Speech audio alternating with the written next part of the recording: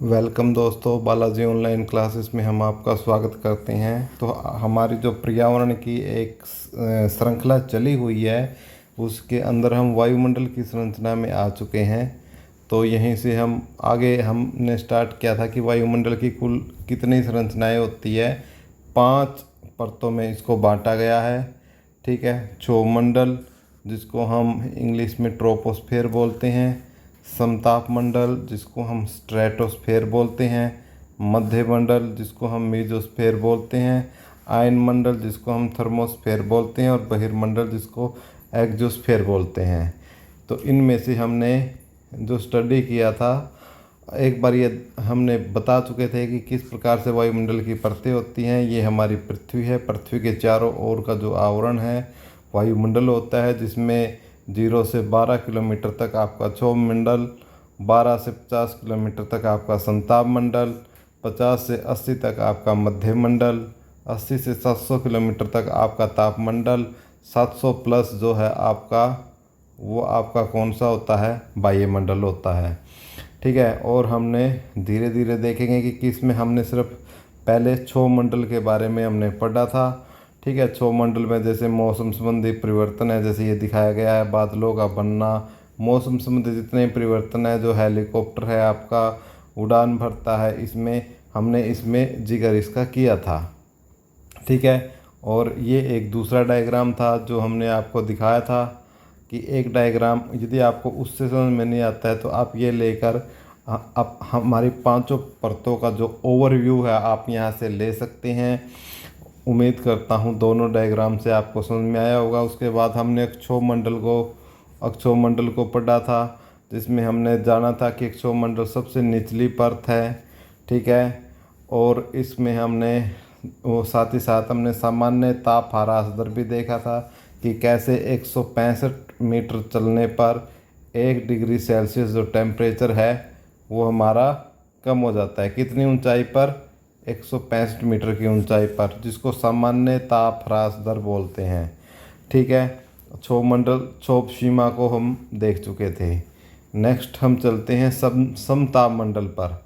ठीक है, समताप मंडल के बारे में हम जानते हैं, जिसको हम इंग्लिश में स्ट्रेटोस्फेयर भी बोलते हैं। जिसको हम इंग्लिश में क्या बोलते हैं? स्ट्रेटोस्फेयर।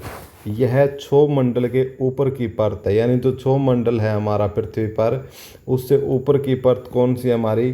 समताप मंडल है। धरातल से ऊंचाई की बात करते हैं, लगभग कितनी है? 50 किलोमीटर है। धरातल से ऊंचाई की हम बात करेंगे इसकी, तो 50 किलोमीटर इसकी धरातल से ऊंचाई है। ठीक है, और यदि हम मोटाई की बात करते हैं तो लगभग कितनी है? 40 किलोमीटर है। ऊंचाई की बात करते हैं 50 किलोमीटर और मोटाई की बात करते हैं लगभग ये हमारी 40 किलोमीटर इसकी मोटाई है। नेक्स्ट हम देखते हैं कि इस परत के निचले भाग में 20 किलोमीटर तक की ऊंचाई तक तापमान लगभग समान रहता है। कहाँ तक टेम्परेचर? यानी 20 किलोमीटर तक इस मंडल में तापमान है वो लगभग एक जैसा रहता है।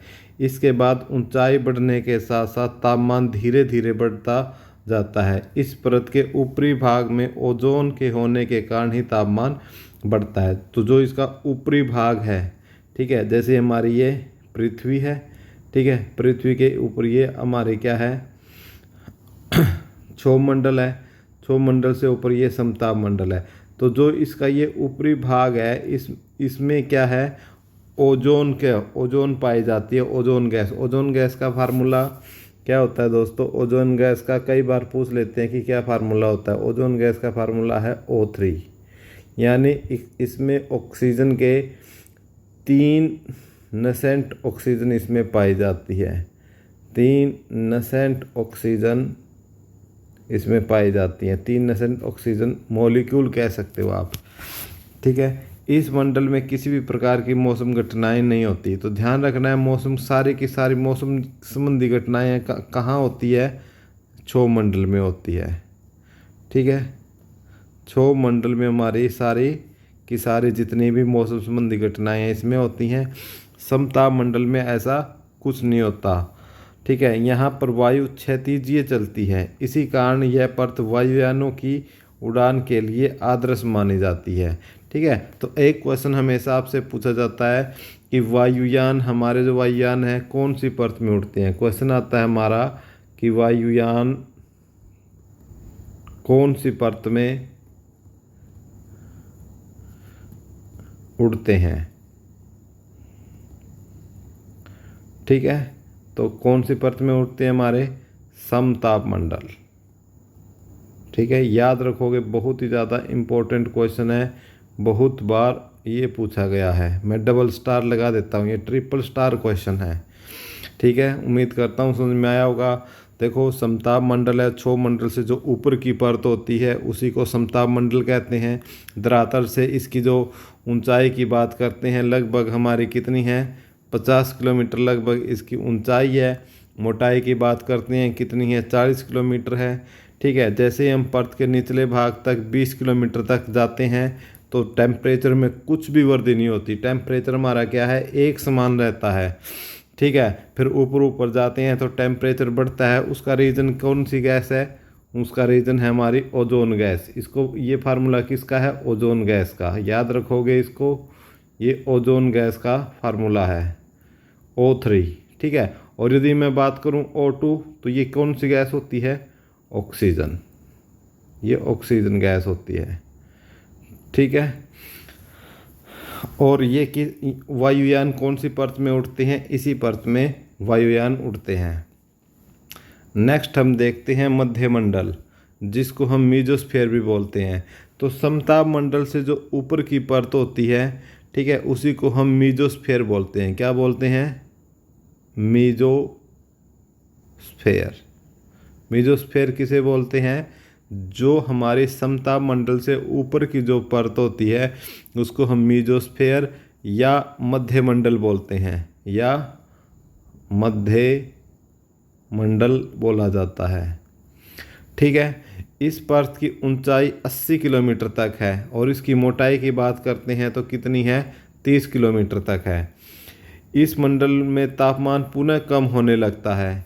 80 किलोमीटर की ऊंचाई पर तापमान 0 डिग्री सेल्सियस से -100 डिग्री सेल्सियस तक नीचे चला जाता है।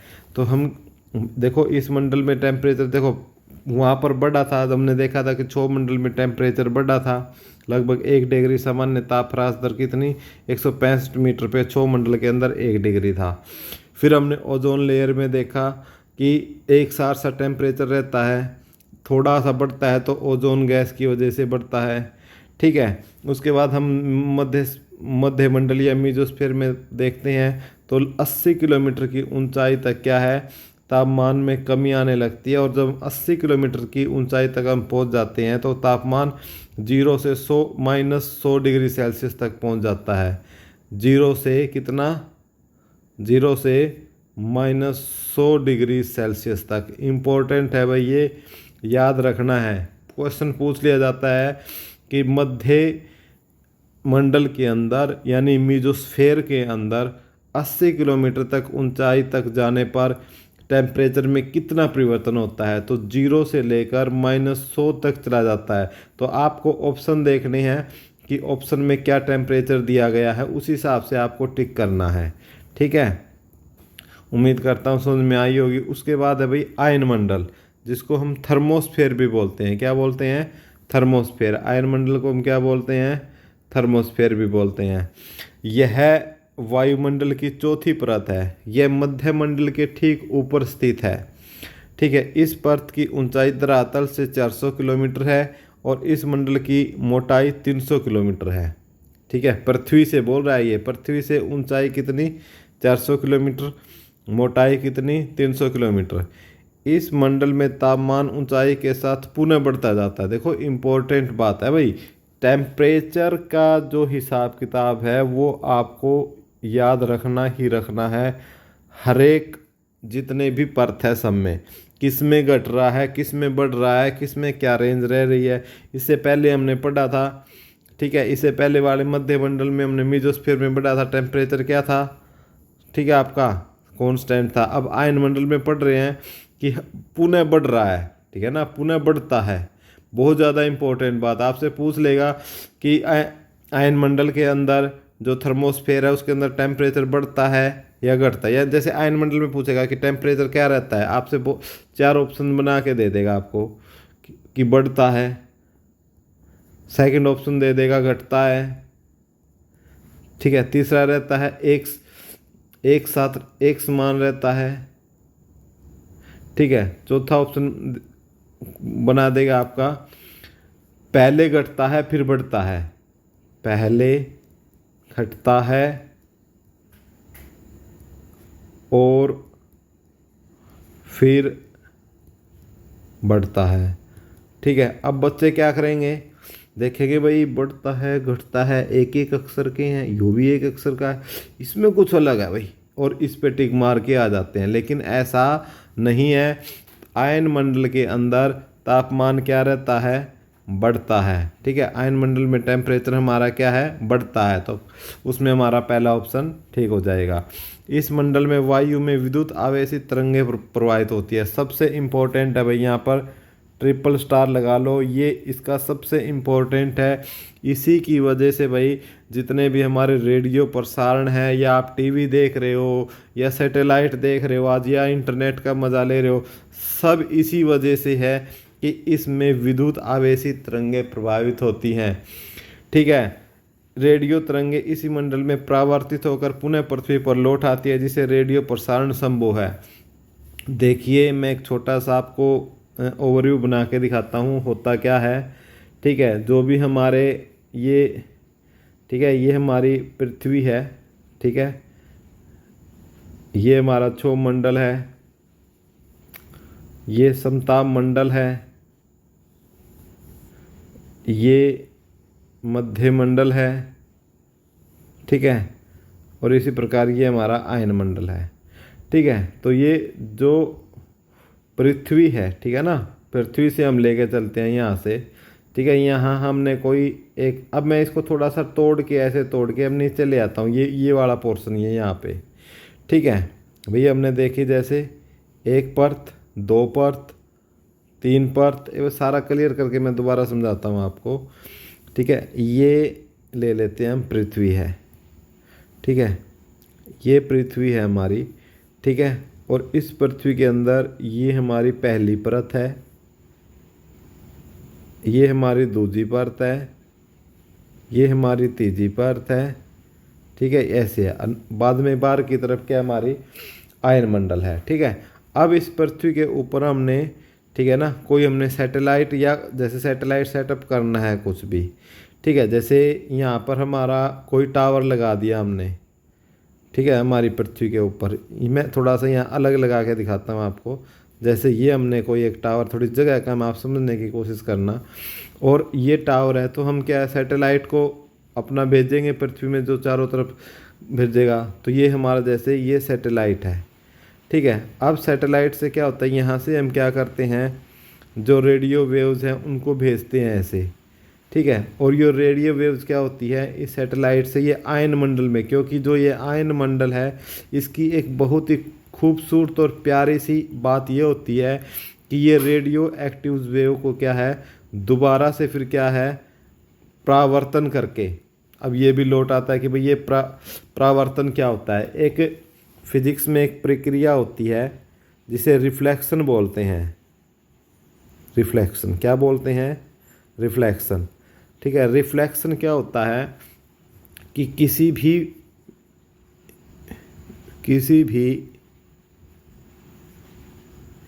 तरंग का किसी चमकीली जगह से, किसी चमकीली जगह से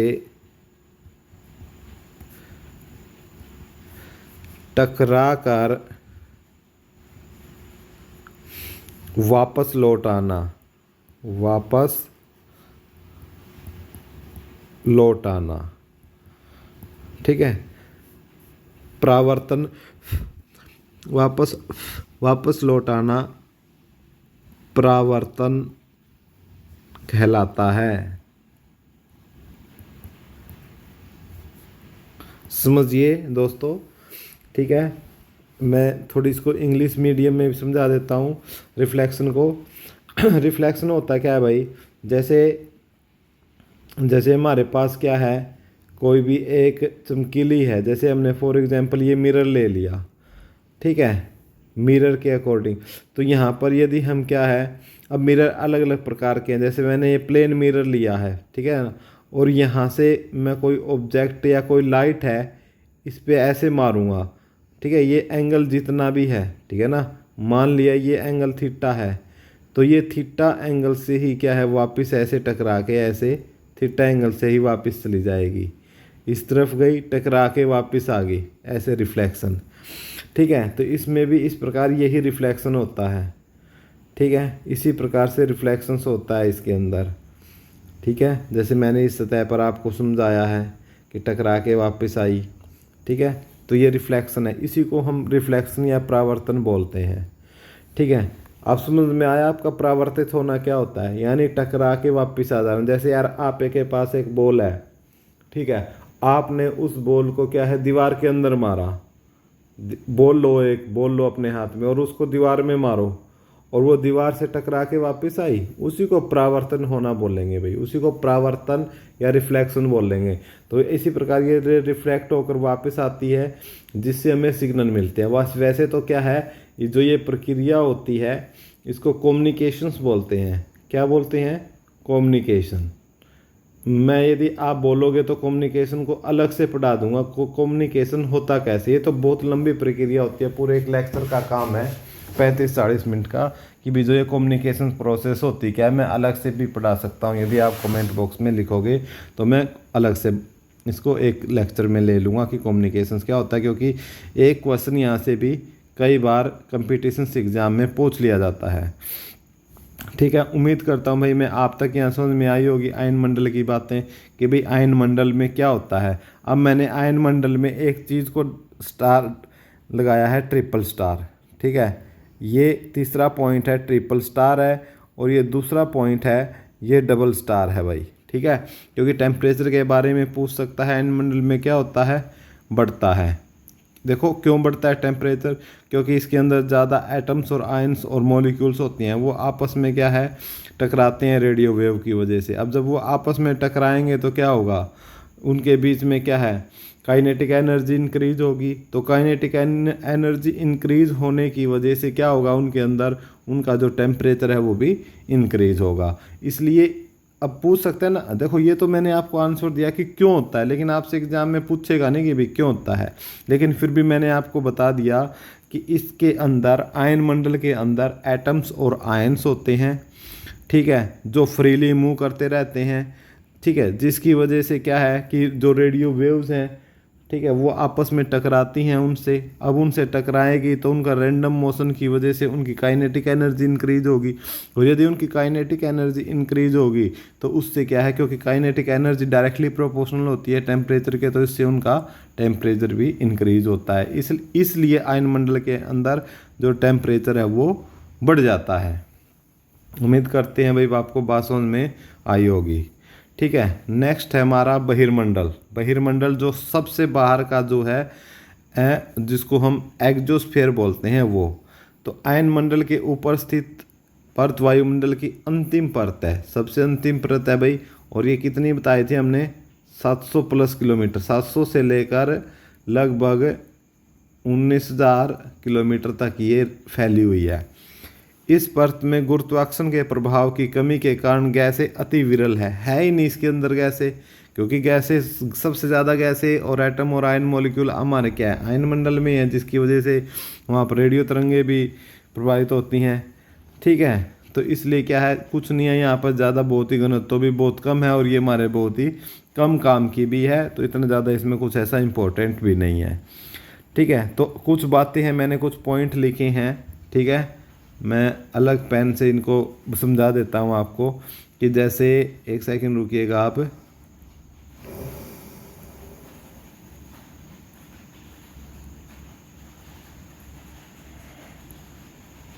एक सेकंड, कि इनको हम अलग पॉइंट बनाएंगे, ठीक है। तो देखिएगा, बने बनाई मेहनत पर पानी फिर गया, चलो छोड़ो, हम पहले ये पॉइंट है जो हमने अलग से पढ़ने हैं, ठीक है। सबसे पहला पॉइंट है कि क्षोभ मंडल में ही मौसम संबंधी घटनाएं होती है। आपसे क्वेश्चन पूछेगा कि मौसम संबंधी घटनाएं इनमें से किस परत में होती है, और हमारे 5 ऑप्शन है, ऑप्शन 4 ऑप्शन या 5 ऑप्शन डाल देगा। तो मौसम संबंधी कहाँ पर होती है? अक्षोभ मंडल में। ठीक है। समताप मंडल में, समताप मंडल में किसी प्रकार की मौसम घटनाएं नहीं होती। यह वायुयानों की उड़ानों के लिए आदर्श है, पूछेगा, समझा चुका हूँ पहले। नेक्स्ट ये दूसरा पॉइंट है। ये तीसरा इंपॉर्टेंट पॉइंट है कि आयन मंडल में आयन की प्रधानता है। आयन रेडियो तरंगों को पृथ्वी पर परावर्तित करके संचार व्यवस्था भाई फिर से बता देता हूँ, कम्युनिकेशन को संभव बनाते हैं। जैसे आप मोबाइल से बात करते हो, आप लाइव टीवी मैच देखते हो, ये सब कम्युनिकेशन के अंदर आती है। और नेक्स्ट लास्ट पॉइंट है कि बहिर्मंडल में वायु का घनत्व तो सबसे कम पाया जाता है। ठीक है। उम्मीद करता हूँ दोस्तों आपको समझ में आई होगी। ठीक है। तो ये तो था हमारा सारा का सारा पांचों की जो हमारी लेयर थी, पांचों लेयर के बारे में विस्तृत जानकारी। ठीक है। उसके बाद हम नेक्स्ट पढ़ेंगे वायुमंडल में गैसों की प्रक्रियाएं, जिसमें आपका कार्बन चक्कर, ऑक्सीजन चक्कर, कार्बन डाइऑक्साइड चक्कर है। तो मैं ये सोच रहा हूँ कि इस क्लास को यहीं तक रखते हैं और उसको एक अलग क्लास में हम स्टडी करेंगे। तो देखो दोस्तों, यदि आपको कोई बात समझ में नहीं आ रही है तो आप दोबारा से कमेंट बॉक्स में कमेंट कर पूछ सकते हो, और सीरीज़ कैसी लग रही है आपको, ये भी आप इसमें जवाब दे सकते हो। थैंक यू दोस्तों हमसे जुड़ने के लिए।